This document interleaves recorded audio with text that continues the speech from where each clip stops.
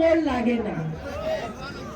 তো ইকবালকে বলে দিলাম, খবরদার খবরদার, সাউথ করিমগঞ্জে যতদিন রানুকান আর সুস্মিতা দেব আছে, মামার বুলডোজার আমরা চলতে দিব না। আজকে আমি কথা দিচ্ছি যে আপনাদের নিরাপত্তার দায়িত্ব আমি আর রানুকান নিলাম, আপনাদের নিরাশ করব না। আর ইকবালকে ভোট দেওয়া মানে মামাকে ভোট দেওয়া, ইকবালকে ভোট দেওয়া মানে মামাকে ভোট দেওয়া। এই হাতি হলো বিষাক্ত হাতি। এই হাতির মধ্যে বিষ আছে, সাম্প্রদায়িক বিষ আছে।